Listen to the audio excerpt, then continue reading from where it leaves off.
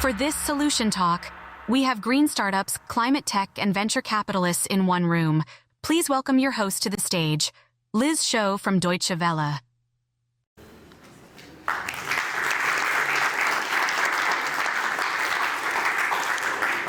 Hello, good afternoon, everyone.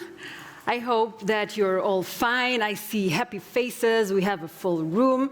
I'm so excited about what we're going to be talking about today. My name is Liz Shoo. I'm a journalist and a TV presenter. I work for Germany's foreign broadcaster Deutsche Welle and also for the public broadcaster WDR. Those of you who live in the western part of Germany, you hopefully know that TV station. You don't have to know me personally, but you have to know that TV station. All right, so I'm very excited about the session today because I believe that talking about a green economy, a circular economy, that really is the essence of the Hamburg Sustainability Conference, because we're here to talk about how to accelerate investment into sustainable development goals. Money is, in some cases, what is missing, so we want to see how investments can be sped up and how that best works. So we have, because it is a solution talk, we have best case practices that we're going to hear from today, and we believe that if we talk about a green economy and a circular economy, that is something that factors into different SDGs, not just one, but several. For example, if we have a circular economy and I see that more people are coming in, please take a seat here. We have VIP seating for the latecomers. You're very welcome. Yeah, please take a seat there.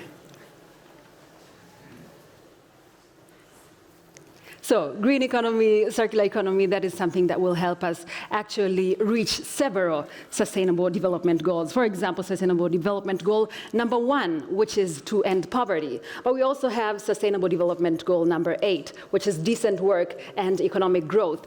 And then I can continue with the list. We have sustainable development goal number 11, which is sustainable communities, and sustainable development goal number 14, which is life underwater, just to mention a few. So welcome to this discussion. We want you to not only be a listening audience, we want you to be part of the conversation. So we'll later, after the panel discussion, open the floor to hear your questions and also your comments. All right, so we are on the road to COP29. It will be happening in Baku, Azerbaijan. I don't know if there are any people who will be traveling to Baku in November. Show of hands, please. Okay, I have to. People here. Anybody else? Maybe you're still planning your trip. Well, for those of you who will be traveling there, you will see our keynote speaker because she is what they call a UN climate change high-level champion for the COP29 in Azerbaijan. Her name is Nigar Arpadarai. She's also a member of the National Assembly and is also serving on the Committee for International Relations. She's a keynote speaker today, so please let's give her a warm welcome. Nigar Arpadarai, the stage is yours. Thank you so much. Ladies and gentlemen, I hope you can hear me. Well, thank you so much for your time, and I really hope that we will have more hands showing that you will come to Baku, because just in a couple of weeks we will have COP29. That's the main climate discussions that will be happening, and we're really looking forward to having everybody there. So COP29 presidency's plan is to enhance ambition and enable action, with climate finance as the centerpiece. In terms of negotiated priorities for COP29, Azerbaijan is acting as a neutral broker to support parties to enable action by agreeing a new finance goal, which is very much needed, and to enhance ambition in climate plans, including NDCs. These are both essential to implementing the Paris Agreement. Beyond the NCQG, we will need to mobilize the private sector to ensure that the broader climate finance landscape meets the scale and urgency of the problem. Climate plans will then help send strong signal to the private sector and direct the flow of climate finance. To this end, one of our main goals at COP29 is to make these ambitious country climate plans, we call them NDCs, investable. The Baku Initiative for Climate Finance, Investment and Trade Dialogue will bring together governments, financiers and businesses to ensure climate finance flows to the most impactful and investment-ready projects. By integrating trade and finance policies, we can ensure that NDCs are not only ambitious, but aligned with national economic strategies. As the COP29 presidency, we have launched 14 initiatives, and Big Fit, as we call it, is one of this. And the main idea here is to make sure that the country commitments, NDCs, are aligned with SDGs that Liz was just talking about. Azerbaijan is aiming to set a new standards for inclusivity, equality, and effectiveness in global events. We are working to make sure that everyone's voices are heard and perspectives are considered and included so that we deliver inclusive outcomes based on shared solutions. I am therefore really delighted to hear today from the green startups, entrepreneurs and experts on the challenges you face and the solutions you have. We would like to use COP29 to bring out all the voices. We will convene different actors on climate solutions and finance during COP29 by holding a business, investment, philanthropy and climate platform on 14th of November in the Blue Zone. We understand the importance of green startups. Our finance team has an initiative underway on bringing climate project developers, philanthropists and financiers together that aims to help climate projects. This initiative is called the Regional Platforms on Climate Projects. The purpose is to shortlist impactful climate solution projects and to support them in capacity building and in reaching financiers. The initiative involves curating projects from across 5 regions. The regions cover Africa, Europe, Asia, Pacific and Arab regions, and Latin America, Caribbean region. The projects range from renewable energy to e-mobility to land restoration. They include startups founded by entrepreneurs and government projects. The financial institutions range from development banks to commercial banks. Over 400 climate projects have been curated, over 80 shortlisted, and nearly 20 have successfully raised funds. We have partnered with the Global Capacity Building Coalition portal, which has practical guides to climate project developers. And tomorrow, on Wednesday, 9th of October, we will hold a full-day forum with DZ Bank, ICC, and European Commission focused on practical solutions for financing climate and SDGs. This will feature climate projects from Europe and cover our work more broadly. Dear ladies and gentlemen, as the climate champion, my team has launched 2 campaigns, which we believe are important. First one is climate-proofing SMEs, supporting small and medium enterprises, access to tailored resources and capacity building, showcasing their leadership and demonstrating how corporations can support SMEs in their supply chains. And impact makers, bringing global attention to the often untold stories of those change makers using skills, ingenuity and solutions to address the climate crisis across regions, sectors and communities. Through these campaigns, I'm focusing on the central role businesses, especially small businesses, can and must play in shaping and implementing the collective roadmap for a new economy and ensuring their voices are heard at COP29 and beyond.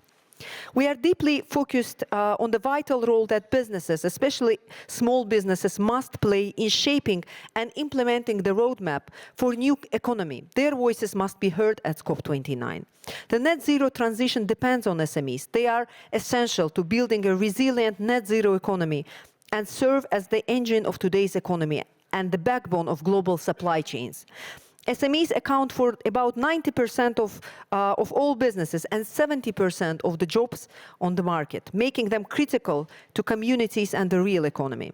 However, SMEs face increasing pressure, with 66% in emerging markets already affected by climate-related risks. If we fail to support them, we risk deepening inequalities.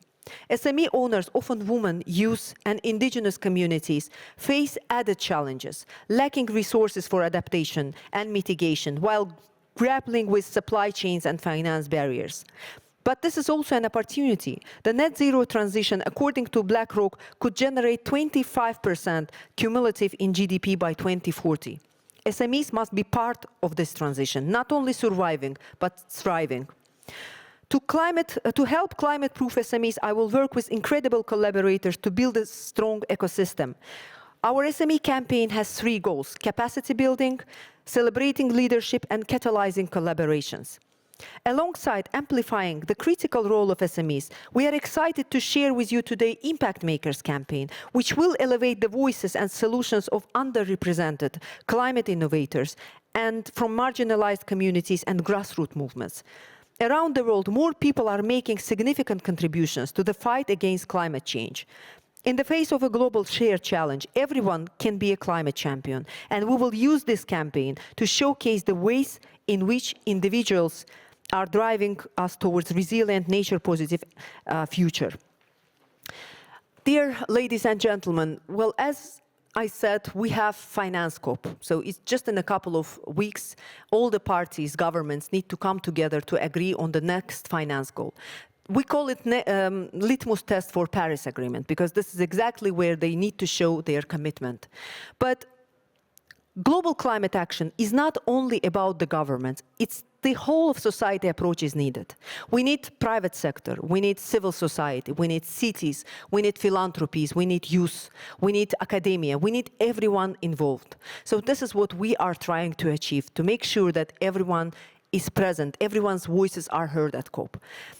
Our main priority this year is on private sector engagement, because without private sector, only with public finance, it's not doable. You cannot reach the goals that we all want to reach in sustainability, in climate responses to the climate change with only public finance. We need private finance. We need public-private philanthropy partnerships.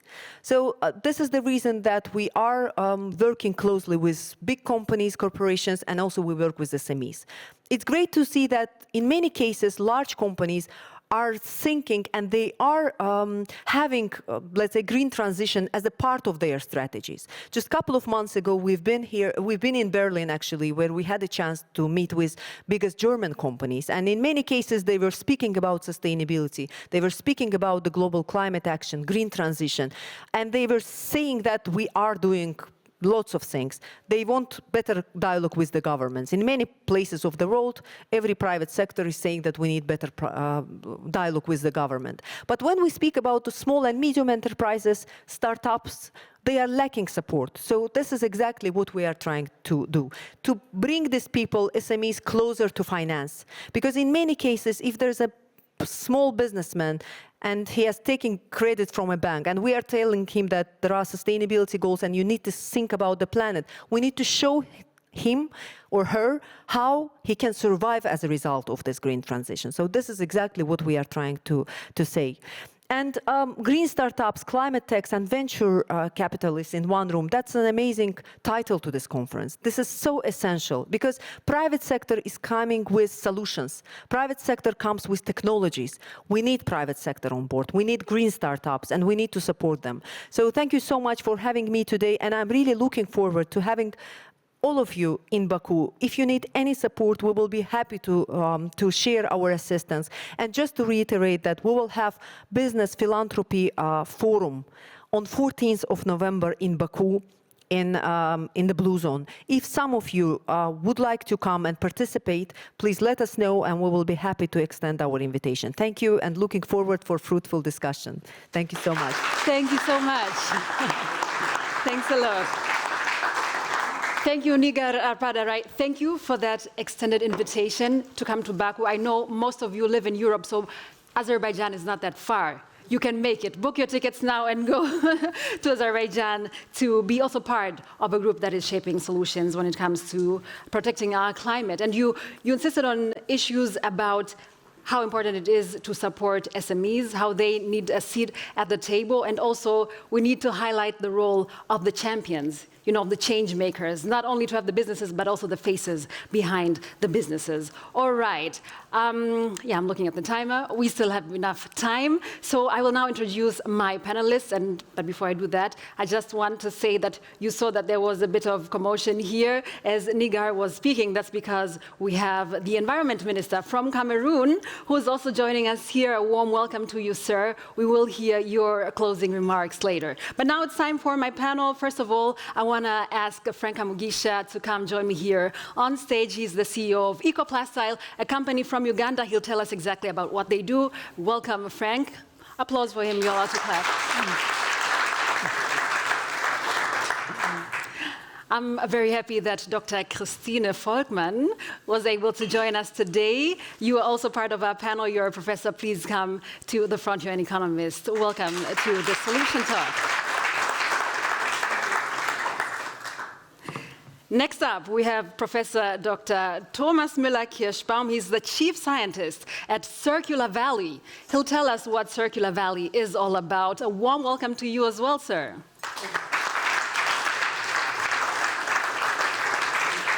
And completing our panel, we have Dr. Till Wahnbaeck. He's the co-founder and CEO of Impacc. Please join the other panelists here. Great. First of all, I realized that while I was opening the session, I kept talking about a green and circular economy. That is because that was our working title for this session. And now I'm just realizing that we actually have a completely different titles. There are so green startups, we have climate tech and venture capitalists all in one room. And also we have academia research. So a very diverse panel, as you can see. All right, it is a solution talk. So I want you, first of all, as we start and as we get to know more about what you do, to tell us what solution have you and your work, your company, your organization brought to the world in terms of a green economy and a circular economy? Till, you're looking at me. Please start. You're closest to me. I was hoping you're going to kind of move to somebody else. No. So what have we brought? Well, first of all, I would say is if anyone claims that they have the solution, have brought anything to the world, run away screaming. There is no one solution. What we try to bring, though, is money, because I think money, more than anything else, is what's needed, especially in the global south, especially as you try to build economies, create jobs. There are so many fantastic entrepreneurs out there. One of them is standing next to me, actually. They have ideas, they have products, they have market knowledge, and the only thing they don't have is money. So that's what we try to bring. All right, thank you very much. Okay, let's talk to the young man who has great ideas but needs money. Franc Kamugyisha, you're an entrepreneur in the green tech world. Tell us what you do with Ecoplastile. Yeah, thank you so much. It's a pleasure to be here today. Franc Kamugyisha is my name. I'm founder and CEO of a company called Ecoplastile. And so what we do is we develop a closed loop plastic collection technology. So we have a mobile platform that rewards people for sorting and recycling plastics in African cities. And we use chemical-free processes to transform these plastics into low-carbon, high-performance, and affordable construction products and services that we sell to the construction sector. And over the last 4 years, we worked with more than 3,500 informal plastic collectors, directly and indirectly, and recycled more than 3.6 million kilograms of plastics into roofing tiles and other products and services that we sell. And we continue to see ourselves, of course, growing and expanding our impact across the entire East Africa. So pleasure to be here on the Solutions Talk. Thank you very much. I should also mention, Frank, that you are part of the HSC advisory board, so you play a very important role in this whole conference. Moving on now to Thomas, and again, western part of Germany, I'm going to be advertising for that a lot, because between the two of you, there's a Wuppertal connection. To me, because I come from that part of Germany, I always know Wuppertal as, the city where I take my kids to the zoo, where we go to see the suspended cable cars. And then I heard that there's something called Circular Valley in Wuppertal. Tell us about that. Thank you very much, Liz. What is the Circular Valley? The Circular Valley is very easy to describe. It's the Silicon Valley for the circular economy. So if you want to learn about digitalization, you went to California and learn in Silicon Valley how digitalization works. If you want to learn about circular economy, come to the Rhine-Ruhr metropolitan area. That is the Circular Valley. It's not the valley of the River Wupper. The entire region, it's the most industrialized and the most populated region in Europe. And it's the region where the linear economy was invented, beside the British Islands. And that's the reason why we now have the fifth industrial revolution, that is circular economy. And we would like to be the platform, the network to build that. Platform means a network with 70 to 80 leaders in circular economy from all industry branches. That is not only chemistry, but construction materials, metal, what have you, even IT-based, but also logistic companies that are members. And the second part is we built the first circular economy accelerator, inviting all over the world startups who work on circular economy. And one of the startups that was part of one of our batches, now we are in batch number 7 and prepare batch number 8, that was Franc with Ecoplastile, and particularly in the plastic area. What we do is we invite around about 50% of in the meantime, more than 100 startups are from the global south. And we try to we connect them, that works very well, with the industrial partners, big companies, but also SMEs, who are highly interested. And that's not only money, what we said, that money is moved or worked or works because there is engagement and there is enthusiasm in those people who have so entrepreneurial. So on both sides, they're entrepreneurs. And that is the way how we contribute to a solution. We can. If there's a next question, I will answer. All right, I'll get to you with the next question, but because now I want to bring Dr. Volkmann into the conversation. You're a professor at the University of Wuppertal. You're an economist and an expert on startups. So, of course, research is also there to help us find different solutions. What are you working on? Yes, of course, research about the circular economy is very important, also to get best practices, to make, for example, case studies about the best practices in the circular economy. We would like to have you as a best practice case. Yeah, for us it's very important to sensitize students and to educate students in this context of the circular economy, the social and ecological transformation. That's very important to sensitize them and to educate them, and also from education to transformation, or from education to acting. That's what here also the president of the University of Hamburg says always. That's so important, and that the students do this, what you do as a role model, yeah, to find their own startup, to found their own startup, and therefore we work very closely together with the Circular Valley. The founder of the Circular Valley, Carsten Gerhardt, is a lecturer at our university, always comes into the classrooms and is talking about the Circular Valley, about the startups, the accelerator they have to promote this, the startups. You may know that and have experienced that. Yes, that's what we do, just in a short note. Thank you very much. So it seems like everybody either wants to work with Franc or is already working with Franc. You are a role model, you're a case study in a positive sense. So Franc, but we want to know more about your journey as an entrepreneur. What were the hurdles that you faced when starting your company, and how did you solve them? Yeah, that's a fantastic question. I think building a startup usually is a very hard journey, definitely, like a difficult journey anywhere in the world. But then building a climate tech business, especially in Africa, is, I don't know, it's hell. Like very difficult, like very, very difficult. Yeah, but I think for me, I've been lucky to form like strategic partnerships with the different partners. And most of these partners, they have not really given us the money, but they've given us, for example, the technical expertise that we didn't have, and we did not have to pay for that through accelerator programs.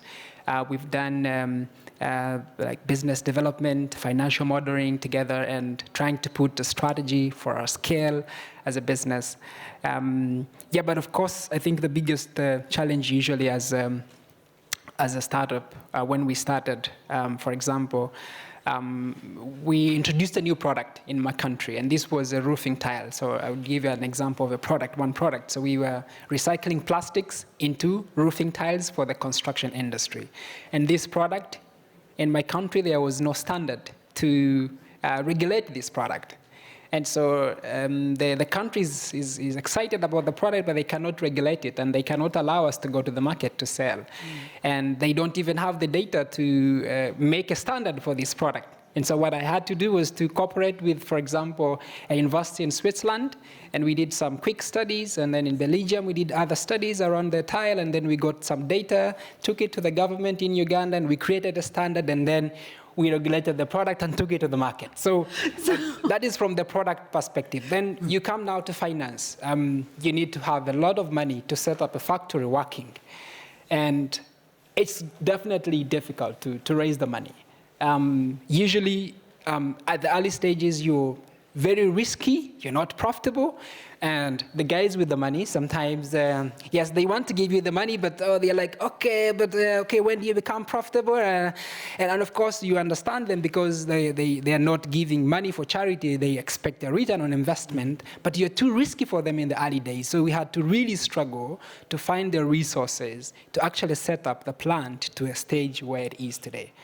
And I would go on and on and on. Yeah, and on. But you know that you are also looking at the time the same way as I am. So Till, you've been called the guy with the money. As an investor, and we need to mention at this point that your company invests specifically in Africa. How do you overcome, or how do you deal with the risk? As Frank mentioned, that okay, you don't know, is it going to pay off? Is it not going to pay off? And then how do you make your business profitable and also scalable? How do you get a return on your investment? Yeah, I'll probably start by clarifying who we are and who we are not. We are a venture capital, but we never started out being a venture capital. We never started out by saying we want to invest in companies. We started out by being an aid organization that wanted to fight poverty. And the logic, and we've heard this before, is the job is the best way out of poverty, and 9 out of 10 jobs are being created by essentially startups in the developing world. So we kind of stumbled into this whole venture capital thing with a very different objective, but the insight we had is, as I said before, it's kind of financing the money for great entrepreneurial stories that is the missing link. And we are, sometimes say we are a non-profit venture capital. We are, because we are a non-profit organization. And it sounds like a contradiction in terms, right? It sounds like somebody got something very seriously wrong very early on in their studies in non-profit venture capital. But it allows us to actually then choose to put the money into companies that would not typically get the money at this stage. And I think it's important for us to realize that, yes, the public sector, and we all talk, the private sector, and we talk about kind of business money, and that's true, but it only really kicks in at a certain point. And the companies, I think, that are most transformative and ones that create most of jobs and actually get companies and economies going are the ones that may not yet be profitable. So when I answer your question, I'm going to answer your question now, is I just wanted to do that as a preamble to say that we are not your typical VC. In fact, there's so many positive words out there, green and startups and climate, and I felt like I'm the bad guy with venture capital. But the point is that you can use the tools of business, the investment approach, and yes, kind of treat guys like you. We don't work together yet. Maybe that changes. Who knows? Do you have time afterwards? We'll talk. That the kind of eye level that we're looking for is to work with people as founders and investors, and not as donors and recipients or beneficiaries, right?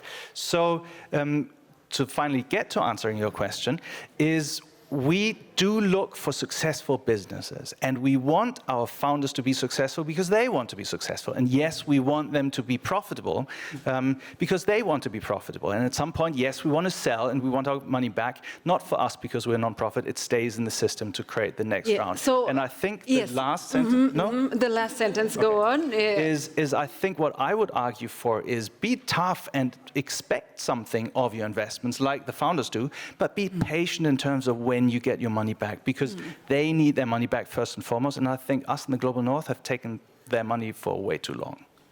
Thank you very much, Till. As you were speaking, and as I saw that Dr. Volkmann was, yes, she was agreeing with you. Please. Yes, I think it's so. The investment is so important because it's in Germany, for example, it's very easy to get the money for the first year. For example, we have programs like Exist and so on. But then there is a gap, and therefore we need the VCs, we need the business angels, we need crowdfunding, we need everything, investments for the startups to grow, because It's easy to found, but it's very difficult to grow. And scaling up, that's very difficult. And I fully agree, we need more such types of investment companies, more impact investment companies. And yes, I appreciate that very much. Yeah, thank you. Thomas, yes. And I'm sure that there are many Franks out there, maybe here in the room, but also people who are out there that just need to be found. So, Thomas, what does an entrepreneur need to bring to the table? What kind of mindset do they need so that, and then what kind of maybe work ethic, what do they need to do so that their business is not only profitable, but also sustainable in the long run? So we don't expect from the very beginning that their business is profitable, but we need at least in our perspective, we would see in the middle long term it can be profitable. And so what they should bring with them, they are in the pre-seed and far away from boost phase. So that means 2 or 3 years normally in age. What they should be willing to invest mainly their time, and of course, the ones we see are highly enthusiastic with the and enthusiastic of their idea that this is a change to the world. Sometimes it's a small one, but it starts everything. There's no big company that started big. Everything starts small. And what we can then bring, and that's more what I would like to talk about, we can bring from our partners and network is we also have mainly SMEs that are self-owned, even if there are family companies with 500 million euro or more net sales.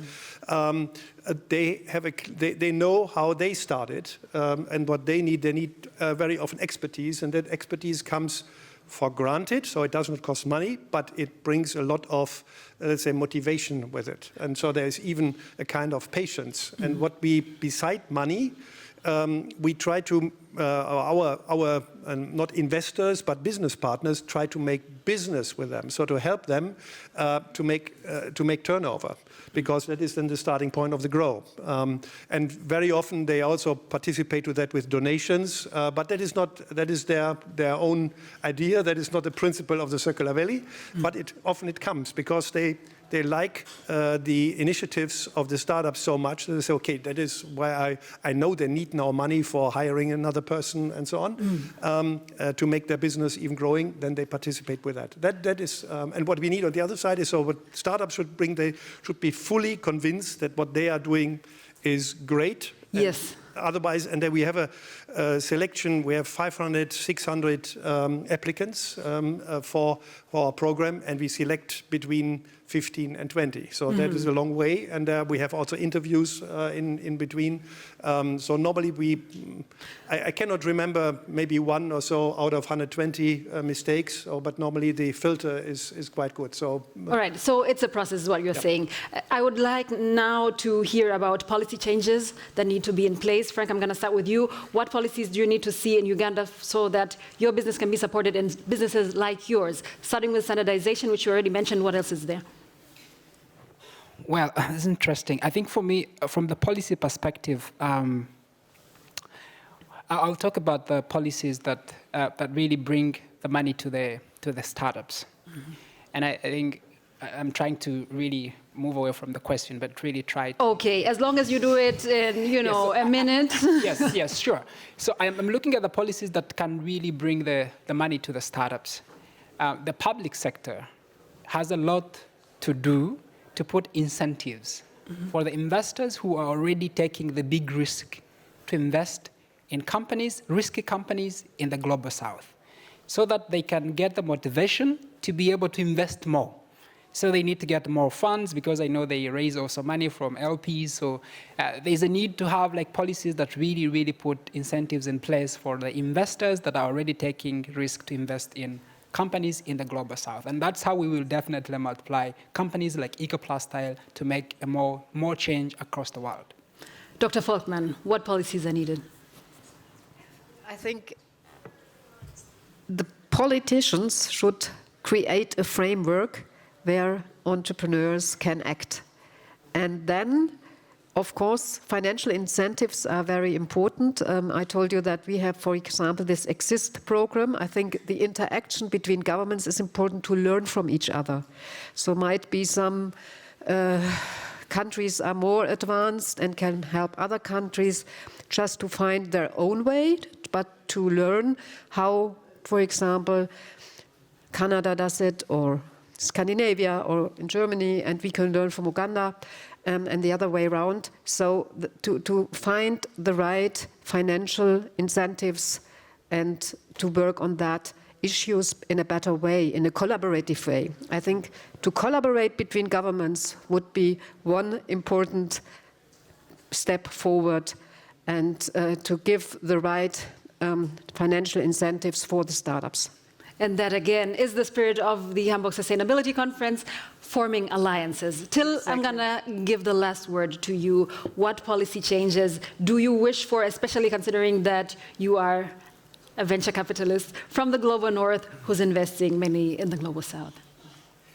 Well, I think I would say let's focus on doing rather than focus on talking. We've done a lot of talking, and I think while it sounds so great to say we need to change global policies, and yes, we do, I think very often focusing on the resilience of entrepreneurs on the ground goes a very long way. And while we are still talking about policy change, it's those people who actually make things happen. So I did answer your question by saying I would not focus so much on the policy side of things. Now, when I do think about kind of the whole financing world, I would probably make one comment, and I'm directing it to the representatives of our kind of government institutions here in the room today. We make it incredibly hard for ourselves to put money where it's most beneficial, but just putting all these hurdles in place by saying, well, if you're a non-profit organization, you can't invest. You have to give the money away as a project and it needs to be gone. Any businessman would say, well, that's a silly way of using money. So let's change the ways we can actually deal with government money to make sure that it works sustainably long-term. And sometimes that means just giving it to a business and investing. Similarly, if I look to the global south, some of the countries make it insanely difficult for people to invest. Like Ethiopia is a country that has an investment threshold of $200,000 or $150,000 if you come in with a partner. Why not accept smaller ticket sizes? Because I guess, I don't know what your first investment was. It probably wasn't 200,000, but 50,000, 100,000 goes a long way. Ghana, the same thing. Just break down those barriers a little bit and just make it a little easier for guys like him so that he gets out of hell, essentially, your words. You're doing pretty good for a guy in hell, I would say. Anyway. Thank you very much, Till. You said that we should stop focusing on policy, we should start acting. Less talking, more acting. 6 more minutes to talk is what we have. So I'm going to open the floor now to the audience. If you have any questions, if you have any comments, I see 2 hands going up there. If you allow me, I'm going to ask the lady there to have the first word. Thank you so much. My name is Chemela Nasiki, and I'm from Nigeria. I run a company called Solaris Green Tech Hub. So what we do basically is that we take clean energy to rural communities. Okay, so my question is first for you. I run a green startup, and then I understand. So when you mentioned running a green business in Africa is hell, I could easily relate because, yeah, I run one. And now my question is on the area of acceptance. So we go to rural communities, very rural communities, and we deploy our solar kiosks to them. The whole idea is to get them to, give them access to electricity. These communities are disconnected from the grid entirely. But then we face this issue of acceptance. We face this issue where there are a lot of misconceptions around green tech and all, and even the people you're bringing the solution to, we've gone to villages, to communities that have never seen a solar panel before. So they have a lot of misconception. And so how do you create acceptance for your So how do you go about that, acceptance and all that? And then the second and last question. Just one question. I can't allow more than one question. So I think thank you very much. How you go about it is through partnerships, like for me also in the roof tile. So what I had to do was to look for partners who are willing to subsidize for customers, or they're building big projects, public projects, and then we partner and give them discounts. So just really to create that kind of trust so that people can see that your product is being used by the people, and then it will create more trust, and then people will get to accept your product. Thank you very much. Okay, partnerships, very important. Long distance. Yeah, Dr. Höfler. Anke Höfler, University of Constance. Very interesting. You said policy doesn't matter so much, but you're talking about let's get rid of the hurdles. That's policy, yeah? So let me ask you, maybe Frank isn't so comfortable answering, but maybe the others are. What about tax? Because very often in these countries, tax is not a rule, but case-based. Is this a really big hurdle? What can we do about it? And then your market. Your market isn't just in your country, but also it's a landlocked country. Your market should really be around you. Are you facing hurdles there? Okay, taxes. Please, just on the taxes. Yeah. Thank you so much. So about taxes, I think we love paying taxes. I don't think there's any business which would not want to pay taxes. The taxes are not very, very high. Well, sometimes they're high for startups. We need to have like tax holidays, for example, to be able to break even and become profitable. But those kind of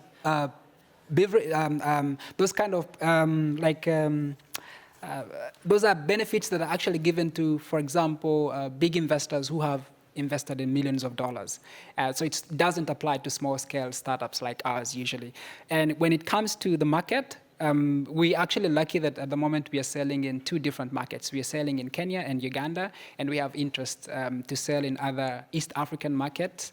And of course, with the Africa Free Continental Trade Area, we expect now to be selling across the entire Africa. But of course, it has also its own challenges. But yeah, we have to keep going. Some of the policies will come and find us along the way as we work. Thank you very much. All right. I had promised that we're going to hear from the minister. So a big applause for my wonderful, wonderful panel, Till, Frank, Thomas, Christine. It has been excellent. We learned a lot. Unfortunately, we didn't have that much time. But next year, we're going to ask the HSC to give us more time. We need 1.5 hours. And now it is my pleasure to welcome the Environment Minister from Cameroon, Ele Pierre, for some closing remarks.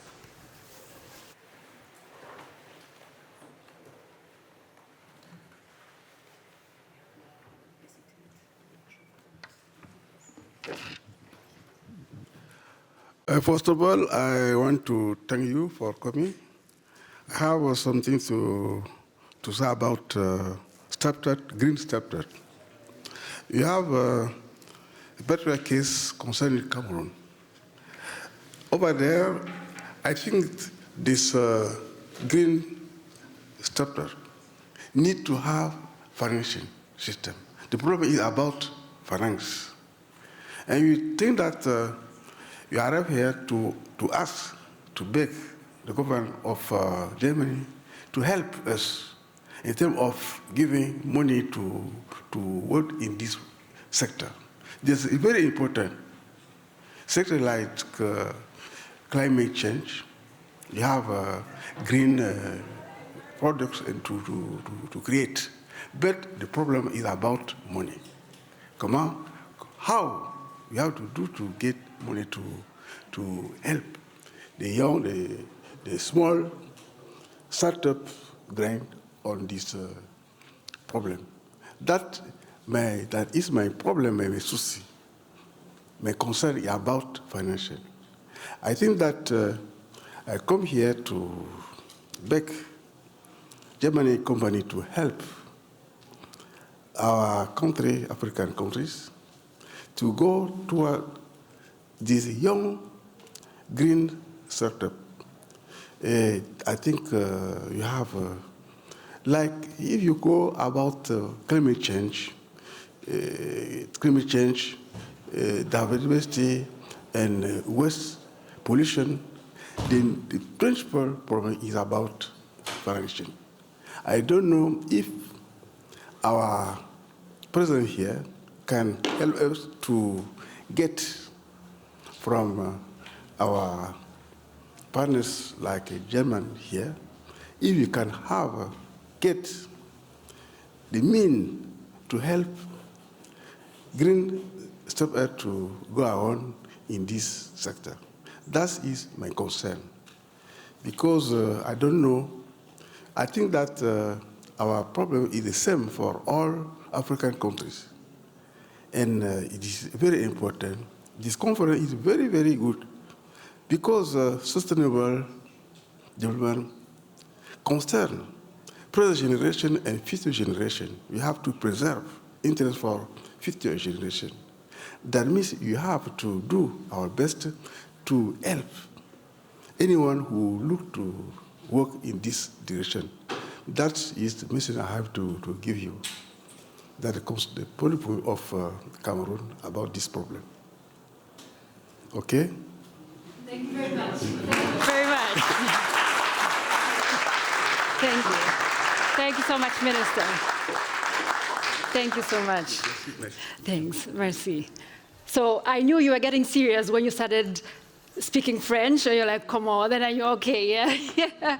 He has some serious points to make. It goes back to what you said about investment that has been mentioned a couple of times today, and then also working together. So that was it. That is our solution talk about green startups, climate tech, and venture capitalists in one room. Thank you so much. You've been a wonderful audience.